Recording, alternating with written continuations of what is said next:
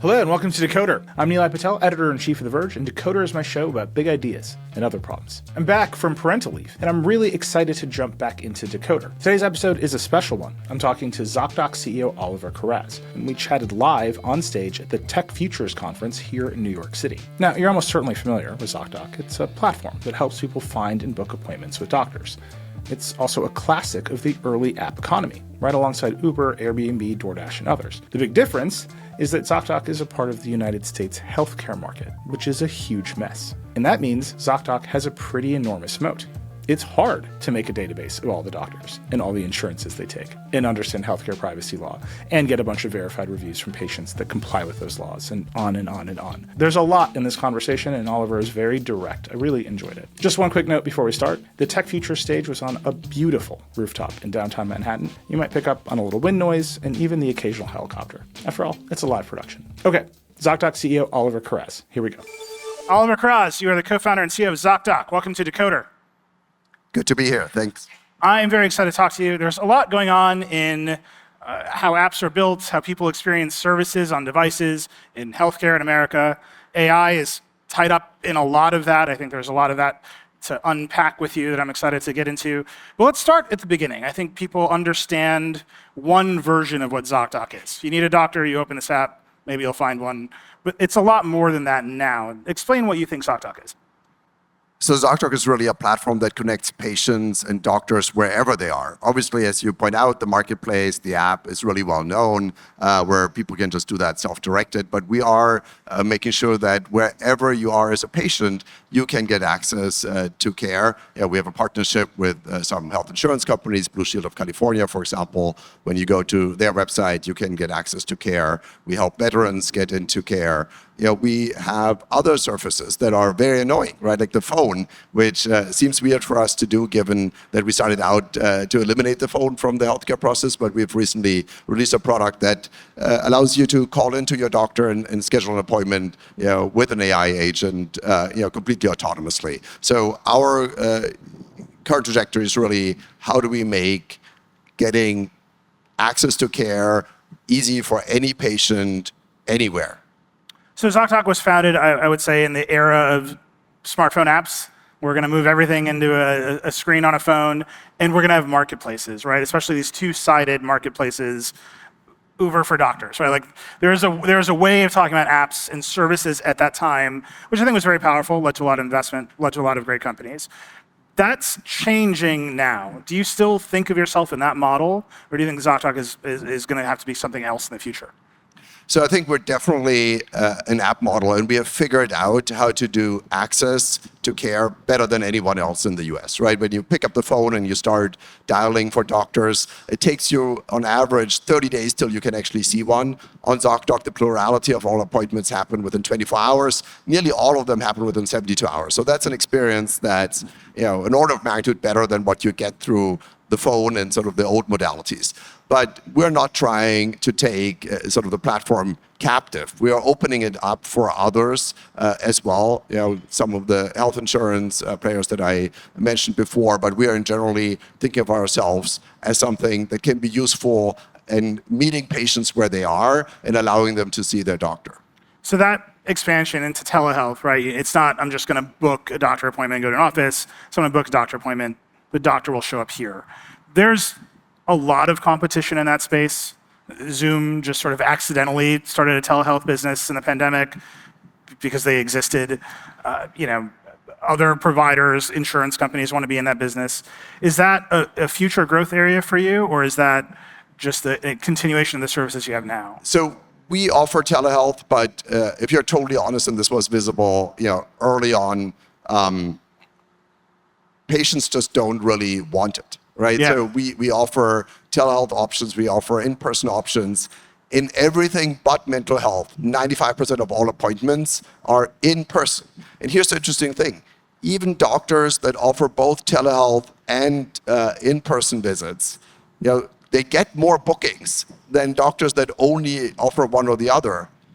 But the bookings are all for the in-person visits. So the patient really only values the option of, okay, maybe in the future I want to see that doctor in a telehealth visit, but right now I have a body, right? Like they want to look at my mouth, they want to listen to my heart, they want to poke my abdomen.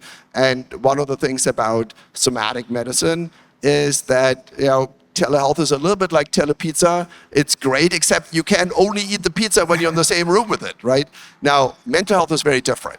In mental health, the picture is exactly reverse. Nearly all of it is happening remotely, and it just has tremendous advantages for both parties to do that. So I think it's a very nuanced picture, and like one blanket statement isn't going to do it complete justice. We offer that as we offer all other modalities. Like we offer urgent care and primary care and 250 specialties, all the way to cardiac surgeons and oncologists. So you can find really any type of care on Zocdoc. I think one of the interesting things about Zoom, for example, or other telehealth services is the notion that you will end up speaking to an AI. So I interviewed the CEO of Zoom, one of the strangest episodes of Decoder in history, and he said the future of Zoom is that I will make an avatar of you, and then your robot avatar will go to your Zoom meetings for you, and you will go to the beach.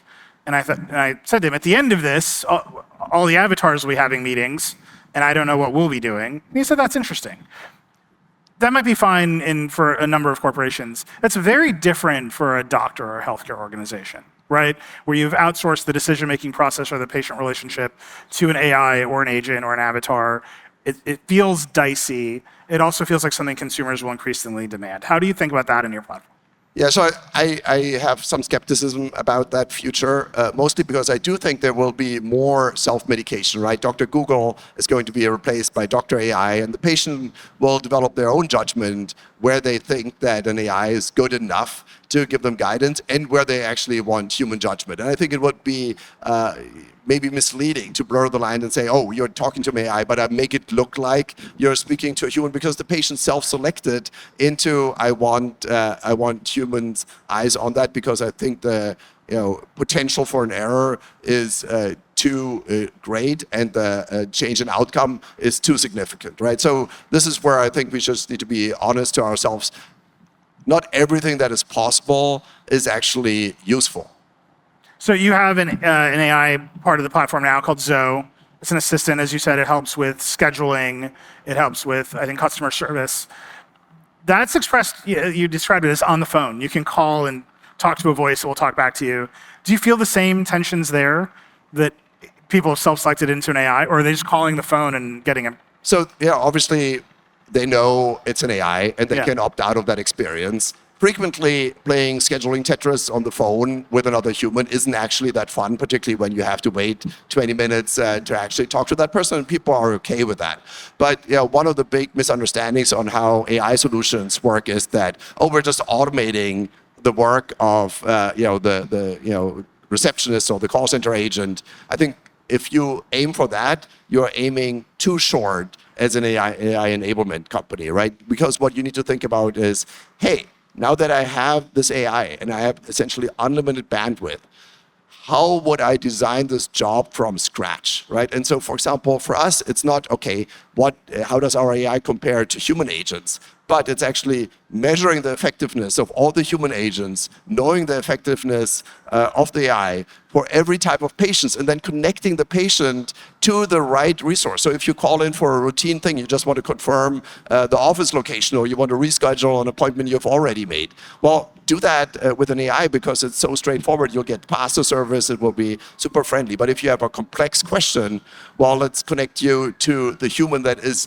best informed about that in the practice, right? And the AI can know that, and it can dynamically triage these patients to come in and give you a much better experience than you had before. So you should really rethink your call center, not as how do I reduce my expenses in a cost center, but how do I actually turn this into a profit center where I now lose fewer patients and have less leakage on the front end, and make sure that patients have a great experience when they call me.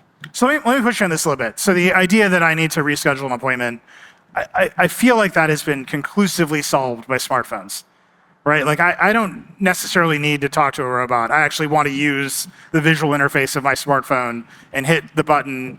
And maybe I'm actually taking the action, and maybe I'm just sending a note to another whatever it is, but it feels like I'm actually doing it. And that problem feels solved. I have some complex medical question, and I need to dive through a series of screening questions to find the right provider and schedule that. That does feel like a natural language processing task that AI might be good for. But then that's also a little bit diagnostic, right? It's a little bit, you need some insight there. How much insight are you willing to let your AI have in that process? So it's actually very interesting because what you say makes absolute sense, minus the fact that as a patient, your experience is actually you have hundreds of different logins to all these different doctor systems. Obviously, I hope everyone uses Zocdoc, that you have only one login. But in reality, some patients still use the phone to make the appointment, and they don't think about the app as an alternative. So you'd be surprised what percentage of calls that come in are actually simple things like scheduling, and they clog up the pipes for the patients that are coming in and calling about complex issues. So there is just probably a transitory period until everyone uses Zocdoc, where these reschedules still happen over the phone. But then in terms of the inside, so what we see is actually that humans don't perform equally on all complex issues either, right? And so we can measure, what sort of the successful conversion rate, for a call that comes in to the average human, to Zoe, to other AI solutions, to the best humans, right? And when you look at this, and there's been an independent study that has been done on that recently, but they found, okay, Zocdoc among the AI solutions is actually the best. Conversion rate of roughly 52%, where everyone else was below 40. And humans are typically, like the average human, is in the high 40s. So comparable to the AI. The best humans are at 65, right? So they are dramatically better. But are they at 65 for everything? And should you use them for everything? No. You should make sure that whatever they are doing, you teach to all the other people that are answering your phone. So you up level in general. But then also you want to make sure that you route the patient that actually has this problem that this call center rep is expert in. Like that patient and that expert need to talk to each other, not some other random person on either end of that. So to ask that question a slightly different way, that feels like it requires some expertise, some insight into what the patient is saying, into what services are available. And there's got to be a limit, right, to how much thinking you want the AI to do, how much judgment you want the AI to do. That feels like the problem writ large for our industry. Like, where are we going to stop the AI and say it's time to talk to a person? Well, so the AI needs to be sort of self-conscious in that way, right? And that's why you can't just leave it to the AI. I think anyone who uses LLMs finds that they are too confident when they shouldn't, and they're not curious enough when more questions would actually be adequate to get to the correct solution. And so we have solved this in a completely different way, where we have sort of the deterministic orchestration layer that then uses LLMs selectively to make sure we parse the answers of the patient correctly. But we have a master plan, and we know when a conversation goes outside the bounds of the master plan and should be transferred over to a human, and therefore, we can sort of take accountability for that. This is very different from just dumping everything in the context window of an LLM and praying for the best. Okay, I want to hold on that and come back to it, because I think the entire industry is restructuring itself around that problem, and that's one very important solution. But I do want to ask the Decoder questions, kind of understand Zocdoc as a company. How is Zocdoc structured right now? How many employees do you have, and how are they organized? Yeah, so we're a little bit over 1,000 employees, and we are still functionally structured. So we have a head of sales, a head of marketing, a head of government relations, and what have you. And the reason why that works for a company our size, and why I think it's going to work, is because of our quite unique history. We didn't have a straight line up, right? Like we've been around for a long time. We went through a major, business model transition, turnaround, you could call it, and it had created a kind of cohesion that sort of a one Zocdoc philosophy still works, right? Like everyone in leadership is goaled against the same number, and it's a number for Zocdoc in its totality, and this is why we can bring functional teams together, and we don't get the typical, corporate politics that make this not work. So what's the number? When you say there's one number to go against, what's the number? So it's a revenue number. It's a profitability number, and we sort of fuse that together into one score. Yeah, the business model change you're talking about was you went from flat fees for doctors to per patient referrals. You've given a lot of interviews about how that unlocked growth and now you're profitable. The doctors didn't love it, right? And the idea that you are now the market maker for doctors, some of them have decided to find their own customers, right? Doctors being on Instagram to find their own customers is like a whole situation over there. Is that putting pressure on your model? No, it's actually, so obviously some doctors didn't like it, and some doctors liked it a lot. And so the interesting thing about marketplaces in general is that sort of the utilization follows a power curve, right? And so as you may imagine, if you have one flat fee, the people that are on the top end of the power curve, they're getting essentially value for free. So obviously, and the people that are on the low end of that distribution, they don't get enough value. So everyone who was to sort of the left of that distribution of our sort of new price, they love this model. And a lot more, like order of magnitude more doctors are on Zocdoc today than when we started that.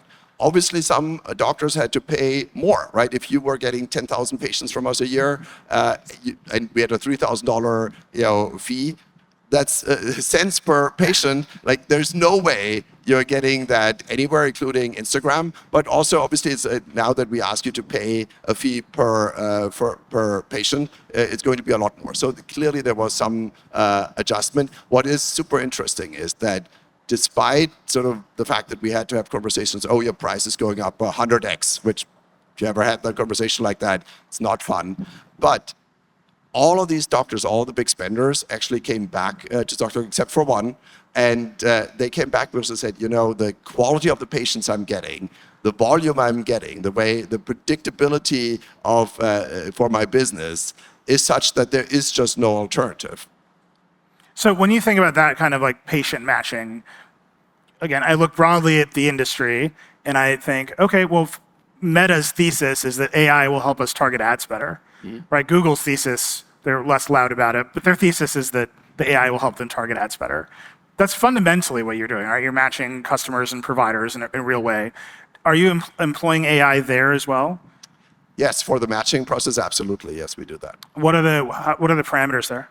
So we understand a lot about the patients, and obviously they also answer questions for us, and we understand a lot about the doctors, right? And there's in some ways layers of information that are not broadly documented. Really, these are things that we know between the doctors and Zocdoc, between the patients and Zocdoc, and that's the information we can use to make that match as efficiently as possible. And there's a lot of just public information also that you need to take into account for that. Which doctor accepts your insurance card, right? Like which doctor actually accepts new patients? What type of patients does this doctor see? How long does a doctor typically take for a patient with your chief complaint? And how many do they see them in the morning? Do they see them in the afternoon? How many of those can they see consecutively, etc.? So these are all meta information that we have about the doctor, and we have the direct connection to their schedules to see, okay, given that those are all the rules, which slots are even potentially available for you. And then obviously there's sort of clinical fit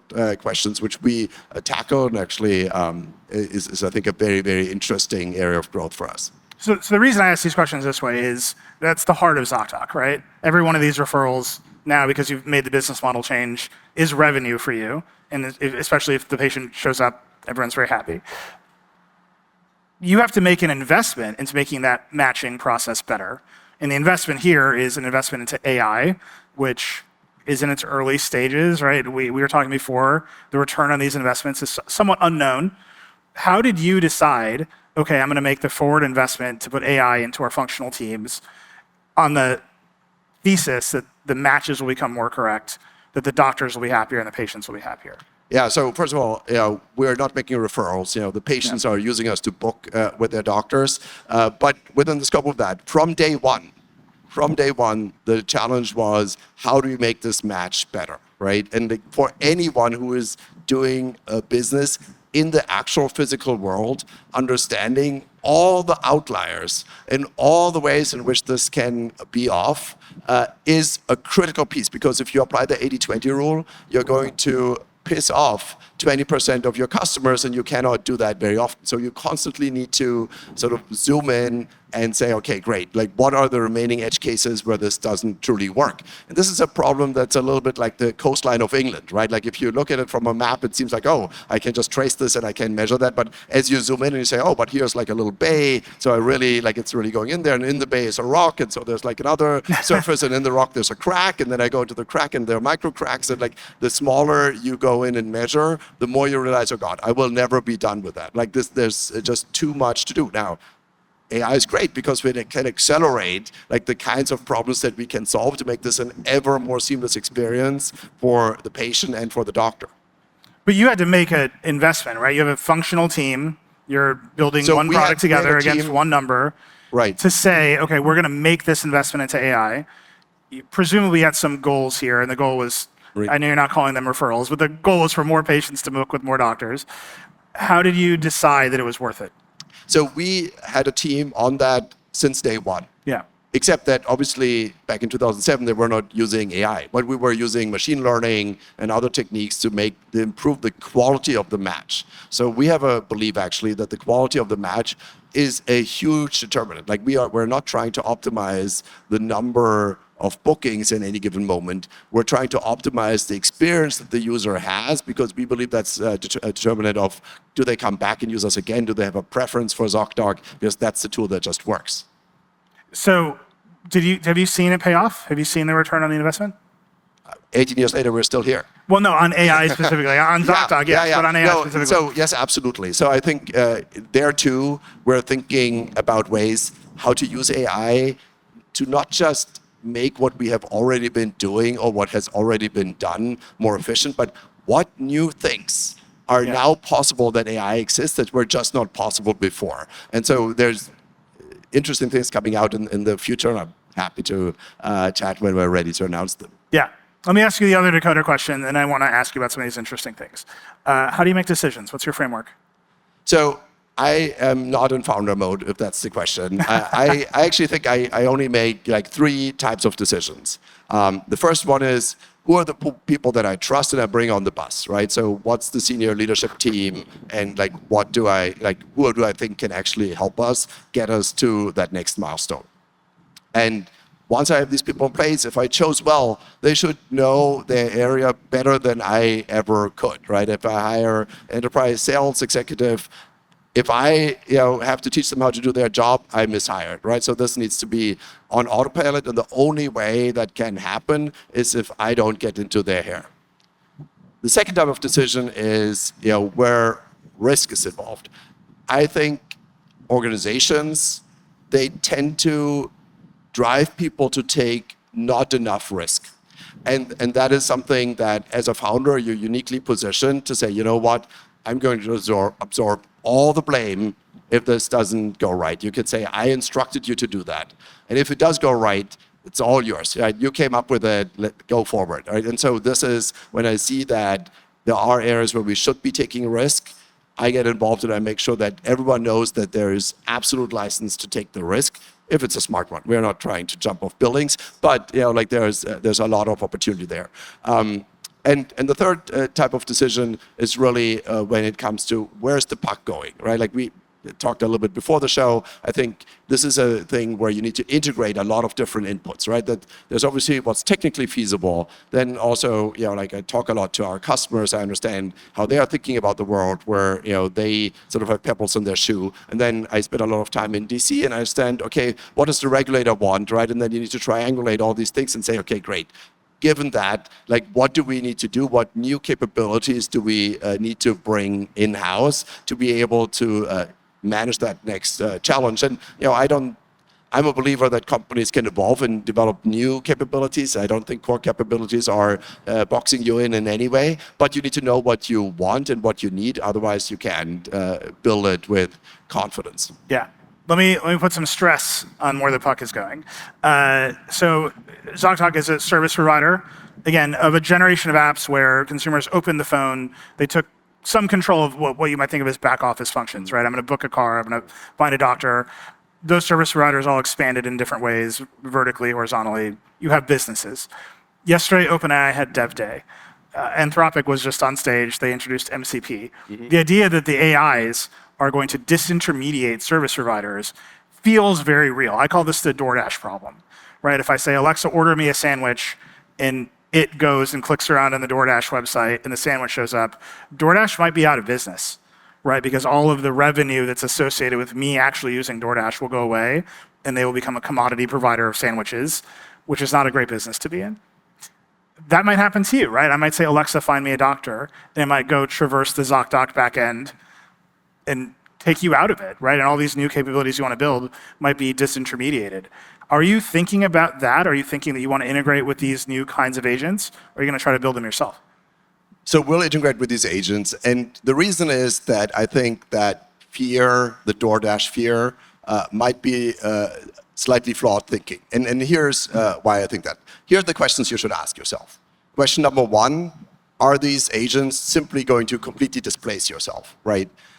Anyone who is running a business that interacts with the real world knows that that's not going to be the case, right? Because of that learning curve, because of all the edge cases, all these things, like even if the AIs were to start learning about them, we're so much further ahead, we can always deliver a better experience. So this is the Coast of England problem. Our cartographers have been at this for 20 years. There's no way that anyone would catch up to us anytime soon. So they're not going to put us out of business. Now the second question is, are they going to drain the profit pools for these things? So you could say, well, there's a world where you could imagine this happening, where consumers pay a subscription fee to people that build these agents, and then the agents find the optimal price for you.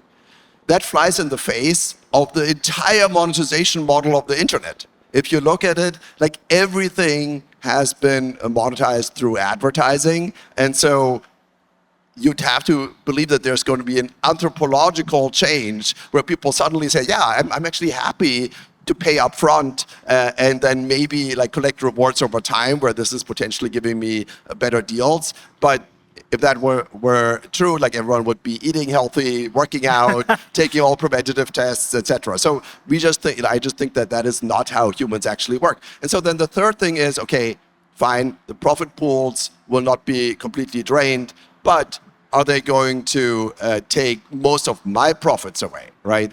And I think there we are all anchored in these last 20 plus years where Google was a monopolist and could sort of ask for these tolls. I think the tables have actually very much turned, right? There's 5 major LLMs or AI companies that are competing to be your agent.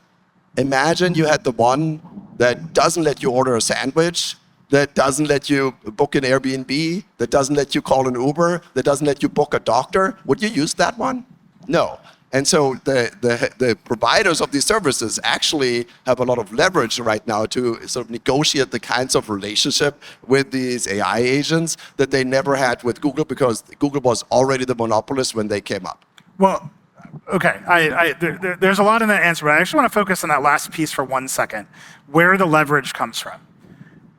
I think there's a lot of leverage if everyone agrees that MCP is the way this is going to work, right? And then you can say my MCP server is open to Amazon and Google, but closed to Microsoft, or however this plays out. And then now we're just negotiating. We're just negotiating API access with a different set of vocabulary. I look at some of these companies and they say, well, screw it. We're just going to go click around on your website. We're just going to open a browser, and we're going to click the buttons for the user, and we'll do that in the background. And you might never know. You might never know that this happened. Perplexity is going to do a browser. That is probably how their agent will work. Knowing Perplexity, that is probably how their agent will work. That destroys your leverage, right? You have to detect their agent and say you can't do automated browsing. And there's no framework. There's no negotiation framework for that. So while they do that, right, they are not making any money, and I make money as I used to. So that's actually cool. Give me but you free don't make traffic. your advertising money.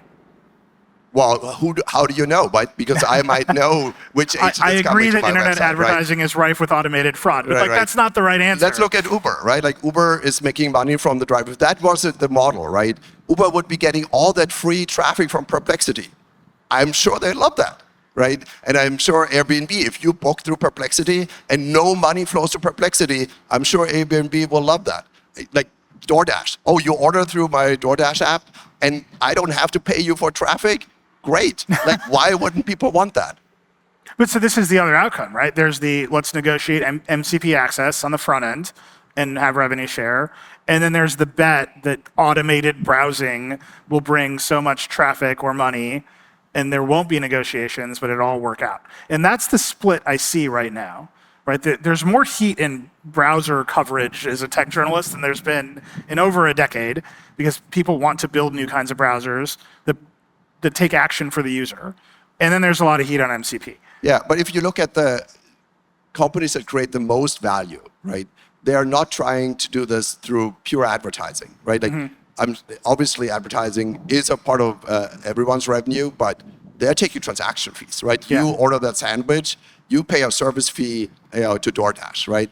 You book this Airbnb, they're taking a cut on the booking fee from you. So, but yeah, use the website, right? Like that is a totally fine mechanism. And if less money, I mean, Airbnb doesn't even have advertising, but if less money comes in through advertising, you'll take that right back, in other ways. So I don't think there's really a threat there. And if they are going to negotiate, right? If they do want to have some of that money, I think these companies that are the Ubers, the Airbnbs, the DoorDashs of this world are in a unique position to dictate their terms in a way that they could never do with Google.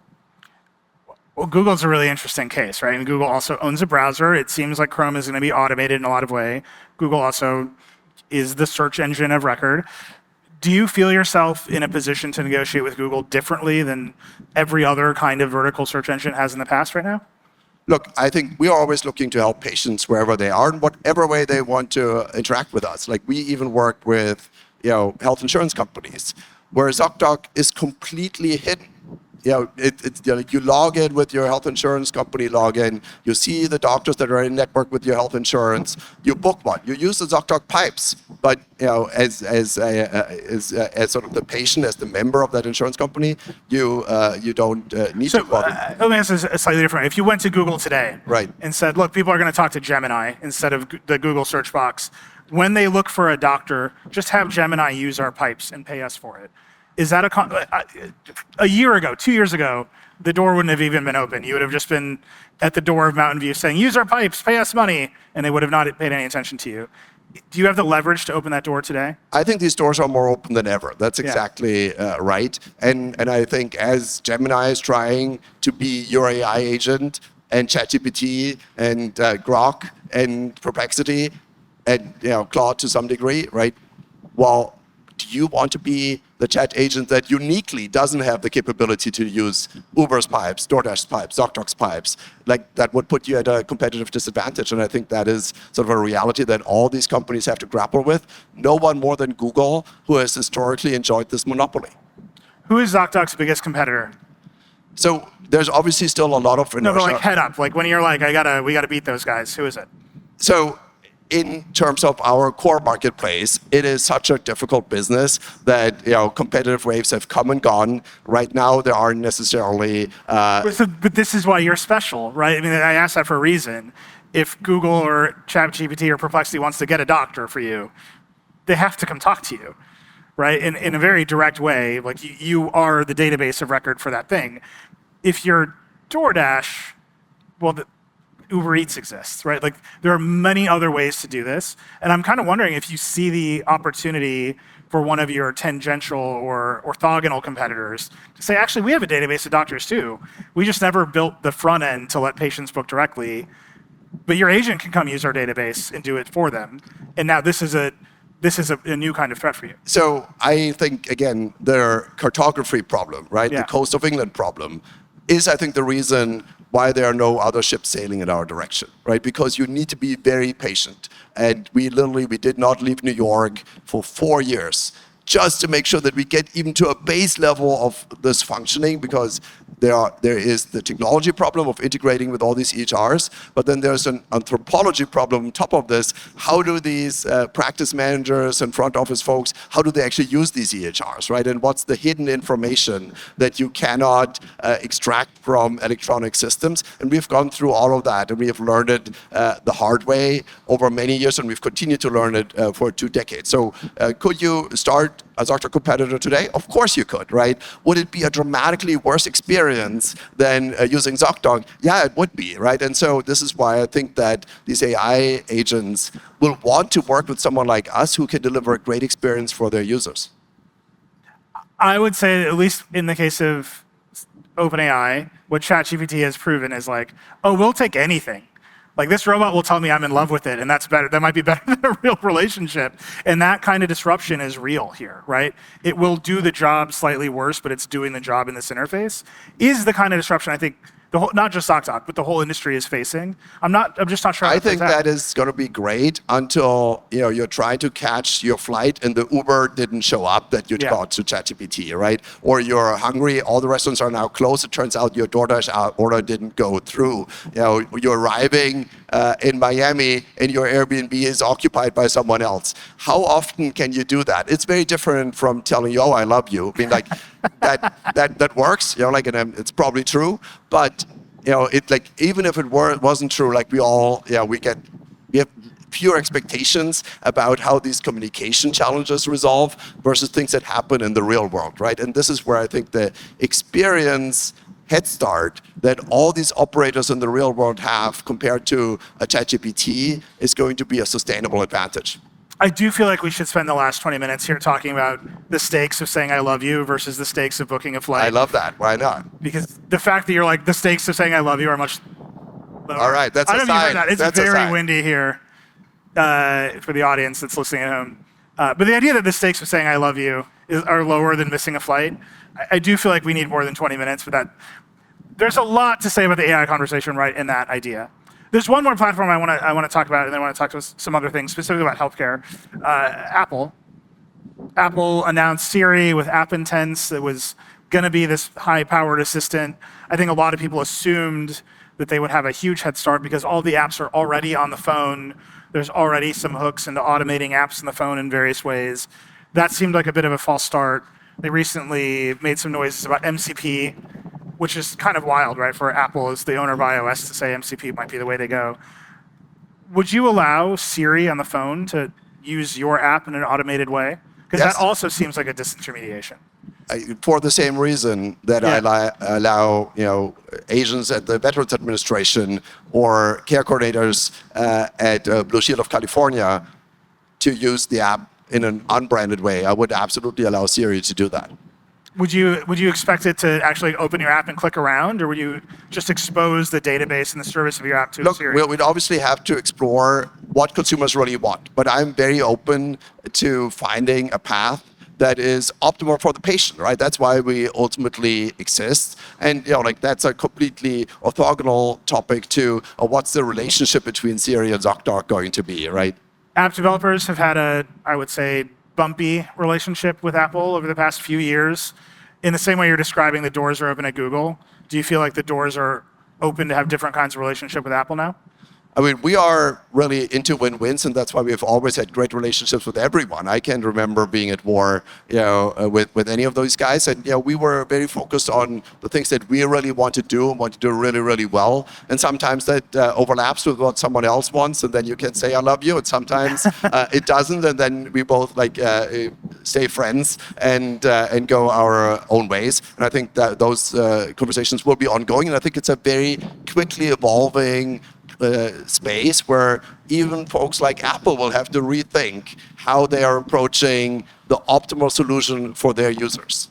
Are you making the same bet on MCP as everyone else, or are you more agnostic about how these agents will work? Look, I think you should just try out a bunch of things. It's not well known at this point how these agents will be structured in a way that really gives the patient confidence or the user confidence rather, and leads to them using them correctly. Now, I will say that sometimes complex information, we've played around with it, and sometimes you want visual feedback because you can just convey a lot more of it in one glance than talking you through all your options, etc. So I think there's going to be evolving paradigms for simple things where I can just tell you, hey, order me toothpaste versus, oh, give me my options to do X, Y, Z. And now the options need to be arranged in a way that I can take that information in quickly. It's like the narrative of it will be maybe too much for me. And so I think this will evolve. but like we are there for it, and we're happy to partner with anyone who's interested in making this better.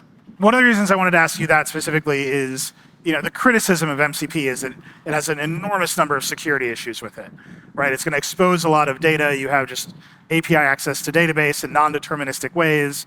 You don't really know how both sides of the transaction will work. In healthcare, you have an obligation to the patient, to the government, to the provider to keep so much information private. Do you think MCP is compatible with your business? Look, I won't opine on the technical Yeah. constraints that you have to put in. All I can say is that we use AI in some arenas where it's critical that you get to the right results, that what you do is unit testable. And we have managed to put frameworks in place that give us complete confidence that we're not hallucinating, that we're not going out of bounds of what is allowable. And this is sort of that hybrid framework between deterministic parts of the application and LLM-based ones. And I think we'll have to figure out how that actually works in the future to make sure that we continue to put that safety and the safety of the data first, and we don't create unforeseen results for the end users, right? So, but that is, I just take this as a given, and I think that's something that we can invent around and still come to good results. Well, so you mentioned this sort of hybrid approach to development at the top of the conversation, and I want to spend a minute on it here. The bet, all the money in AI is that the AI will eat everything, right? This is the way computers are going to work. This is the way we're going to write applications. This is the way that programs will talk to each other. This is the way that services interact. And all this will happen in the context of AI, like specifically LLMs and MCP. And we're just that's the future of everything. That's a bet that is supporting a lot of investment right now, that everything will eventually operate in this framework. You are describing a very different framework, right? You're saying I need to surround these models with traditional deterministic algorithms and systems that guarantee the results I need. And this is actually the future for our business. That's not the prevailing bet. That's not how the investment will pay off for all the massive investment. But it's having talked to you about it, you seem very confident in that way of working. Do you think there's a path for the AI systems as they're being developed now to actually do the job as well as the hybrid model that you're describing? So not today. Yeah. Not today, right? And is there a path for it to get there over time? People smarter than me are investing hundreds of billions of dollars into that. So are they smarter than you?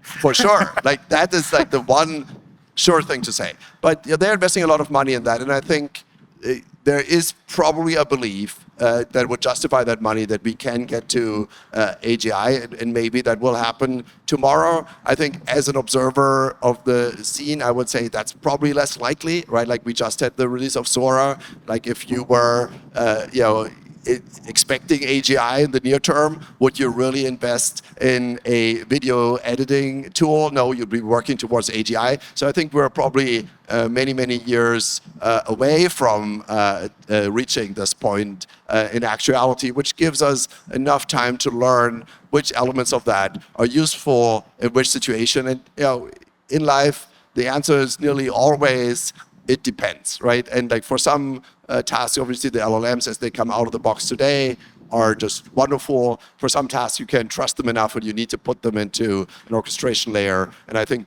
we'll see how that evolves. But I cannot imagine a world where everything is one thing, because as we talked about earlier, we're still making 86 chips, right? And they were in when I was a kid 40 years ago. And now the United States government is in the business of making 86 chips, which is a real mind bender. Let's actually go there to wrap it up. Healthcare is a deeply regulated space.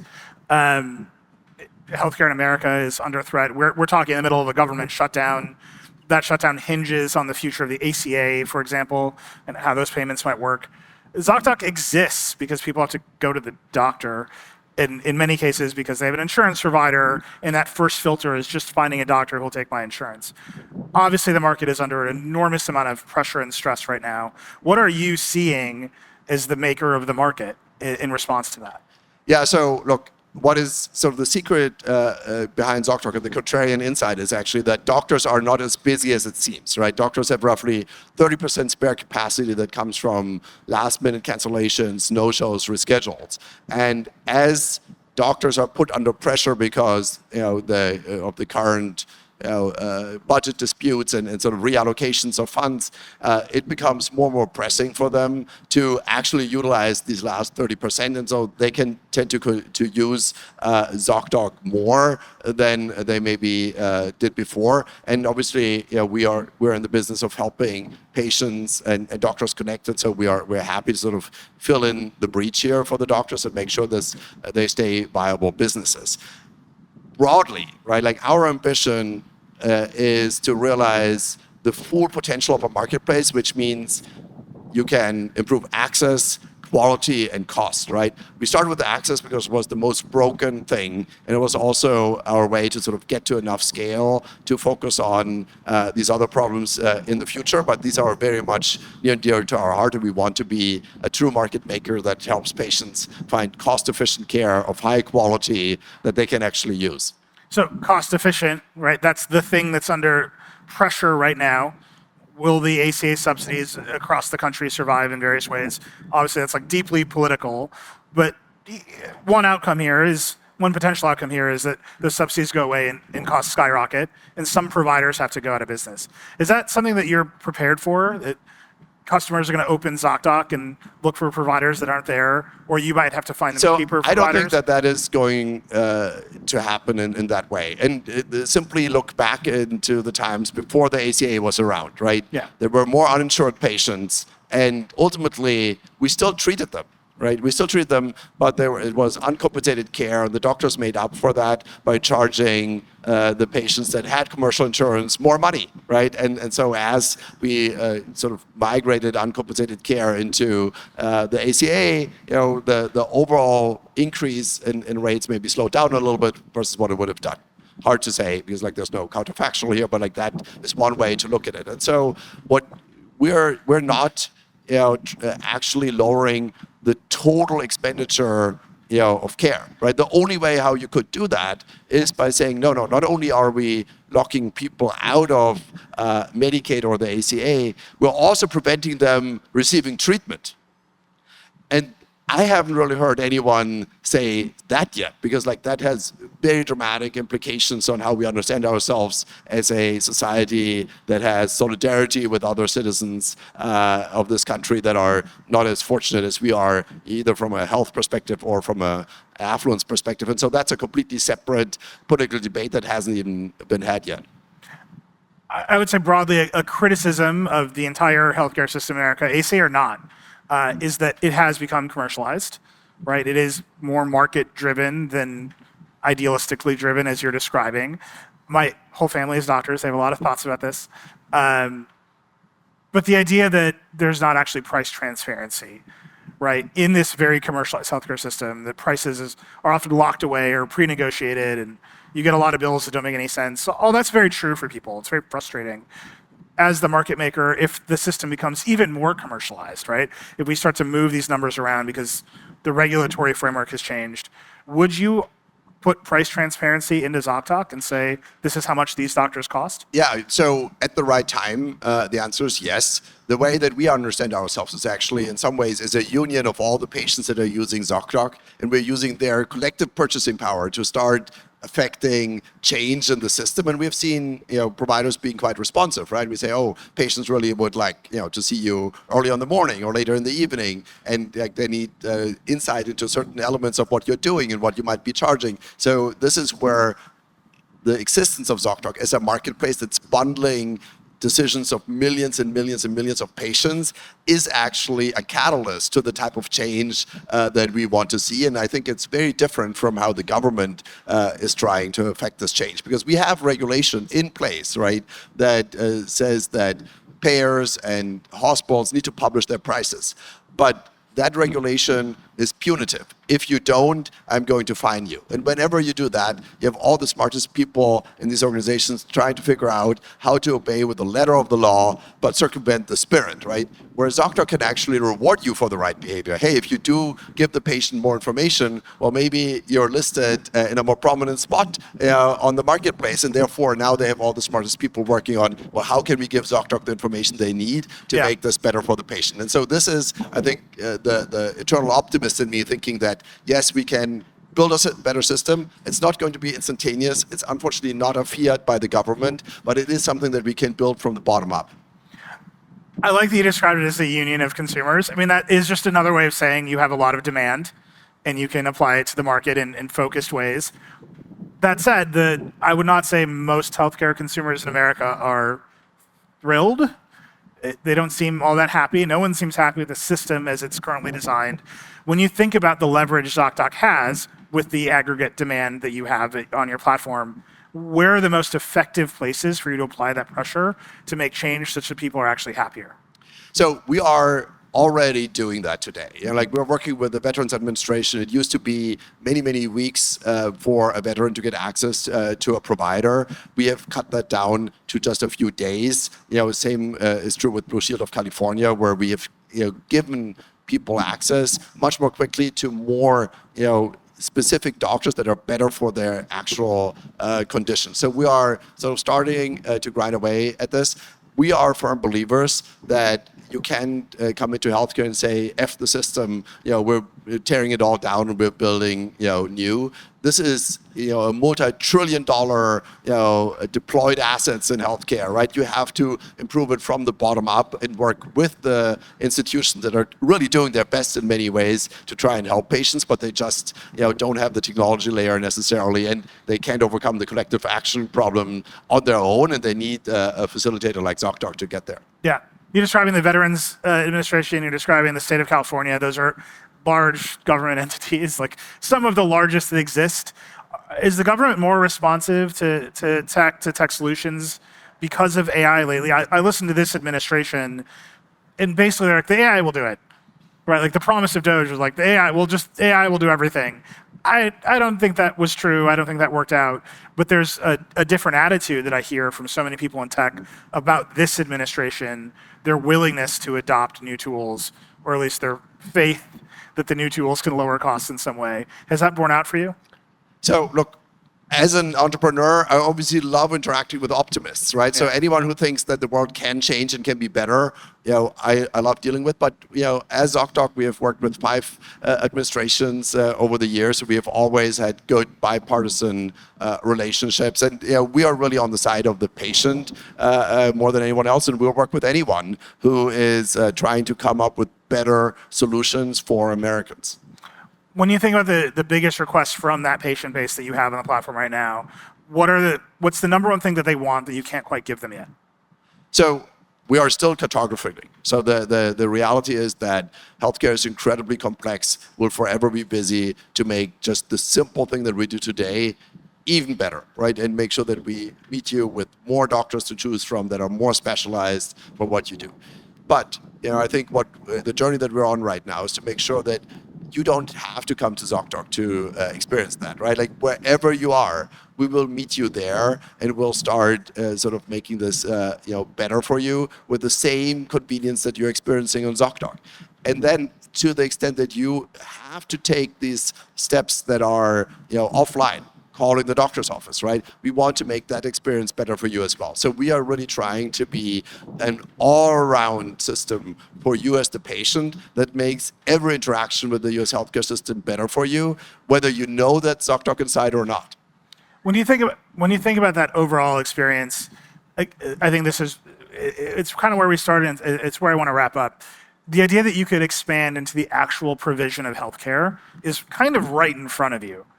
Right, where you have a patient, their specialists, their doctors, they might tell you some symptoms, you might know who's available, and then they might ask you for that last twist of advice, right? My knee hurts, what can I do for my knee? And right now, Zocdoc won't do that, but ChatGPT certainly will. It'll just give you medical advice. It'll say it shouldn't sometimes, but mostly it'll just do it, right? Is that a threat, that last turn, or is that something you want to expand into? So I think Dr. Google has been around since before Zocdoc was launched, and there's obviously going to be some comfort level that patients have to ask ChatGPT or Dr. Google for advice. Can I just make the distinction just a little more sharply? Dr. Google, my family hates Dr. Google. They're all doctors. But at least Dr. Google is dropping you on the Cleveland Clinic website. Right, and it's here's some stuff from this reputable organization, and it's all bracketed with talk to doctors. ChatGPT is here's some answers. Go get this drug from your doctor. right? Very different set of authorities, very different set of symbols, very different experience. That's going to change something. Is that the threat? So I think we haven't really seen, the full cycle of that. I think people will do that, and sometimes will have great experiences, and sometimes they will have not so great experiences. And then, over time, norms will develop. Like when you actually, let ChatGPT stand in for Dr. Google, and when you actually want to talk to a human being.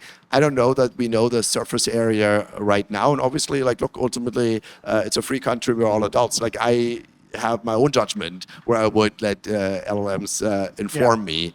And I think there's a lot of things that you can get extremely well out of LLMs today that can help you actually structure your conversation with the doctor in a way that you get everything out of that that you could. So I think there's definitely a lot of upside. Where the exact boundaries are, I think experience will show. And it's a little bit like when you go to college, like how much should you drink? You'll figure it out over the course of 4 years. Yeah. Where's the boundary in Zocdoc today? We don't give medical advice. And that's going to stay firm until something else changes. Yes. What would make you change it? We really have to find defined buckets where we know that the LLM or the AI knows what it doesn't know, and it knows when it has sort of a curiosity gap, and the stakes of the advice are low enough, right? These are two-way doors. Okay, worst case, your headache takes another 3 hours. Great. Maybe that's a risk you could take. Whether you should take, a medication that has far-reaching and long-term effects, I think I'd be very, very hesitant to do that outside of a human in the loop at this point. And then I don't. Obviously, you could stipulate, okay, AGI is going to solve all of that. I think that's a totally different discussion altogether when we say, okay, humans are going to be broadly obsolete. I happen to think that will happen in medicine as one of the last bastions, because we have all the physicality of our body that needs to be examined, and we have so many degrees of freedom in how we live our lives that bring surprising twists to the body of knowledge that I think doctors have a pretty safe future. Yeah. I just think the other side of that is deep fake Sam Altman is like, take drugs. And I don't know how that's going to play out. Last question, then we got to wrap it up. It's an easy one. Do you think this is a bubble? I mean, if I knew that, I could make a lot more money on the stock market than sitting here. I think there's always a risk. I think it's a big bet. And as bets go, they can go in two directions. I think this is also one of those that could go in either direction. I think more and more people have questioned more recently whether this is going in the right direction. I think in either scenario, AI is a useful technology that will endure. Whether we're paying the right prices for certain assets right now, who am I to judge? Well, Oliver, this has been a great conversation. We got to catch up again soon. Thank you for being on Decoder. Nilay, thank you. I'd like to thank Oliver Kharraz for taking the time to speak with me, and thank you for listening. I hope you enjoyed it. If you like Decoder, please share it with your friends and subscribe wherever you get podcasts. If you'd like to let us know what you thought about this episode or really anything else, you can email us at decoder@theverge.com. We really do read all the emails. Decoder is a production of The Verge and part of the Vox Media Podcast Network. We'll see you next time.